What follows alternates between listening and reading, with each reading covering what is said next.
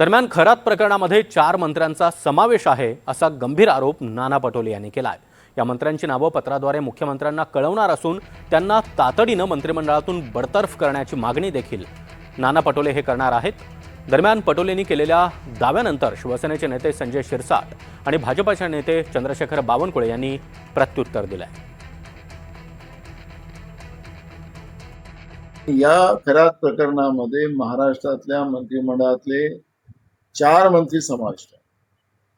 त्याची पत्र सुद्धा आम्ही आता मुख्यमंत्र्याला देणार आहोत त्याच्यातली, आणि या चारही मंत्र्यांना मंत्रिमंडळातून काढायची आम्ही मागणी करू। कारण की खरात प्रकरणात नुसता खरातच दोषी आहे असं नाही, त्याच्यामुळे महाराष्ट्रातल्या मंत्रिमंडळातले काही मंत्री त्याच्यामध्ये समाविष्ट आहे, आणि त्याच्यामुळे या प्रकरणालाही सुद्धा सरकार जे फक्त SITचं सोंग करून हे सगळं प्रकरण दाबायचा प्रयत्न करत असेल तर बिलकुल आम्ही ते दाबू देणार नाही।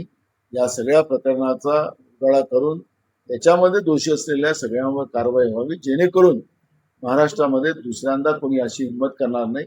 या पद्धतीची आमची भूमिका राहणार। 4 मंत्र्यांची नावं आहेत, त्याच्यात त्यांचा सहभाग असेल तर नाना पटोलेंनी ते नावं मुख्यमंत्र्यांकडे द्यावीत किंवा जाहीर करावीत। निश्चित त्याची चौकशी केली जाईल, परंतु अंदाजपंचे ठोक ताळ्यावर नावं सांगणं आणि प्रत्यक्षात गुन्ह्यात सहभाग असणं हा भाग वेगळा आहे।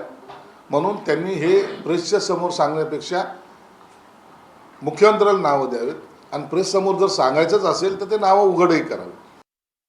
पुनर्लोकला जाहीर करायला नाना पटोलेंना जाहीर करावी ना, आजच जाहीर करावी। माझा त्यांना निरोप सांगा की जाहीर करायला सांगितलं आहे असं आहे। काहीतरी प्रसिद्धी मिळण्याकरता बोलायचं। राहिला रुपाली चाकणकरचा प्रश्न, त्यांना जर बोलवलं असेल तर पोलीस योग्य वेळी त्यांच्याबद्दलची भूमिका आपल्यासमोर मांडतील।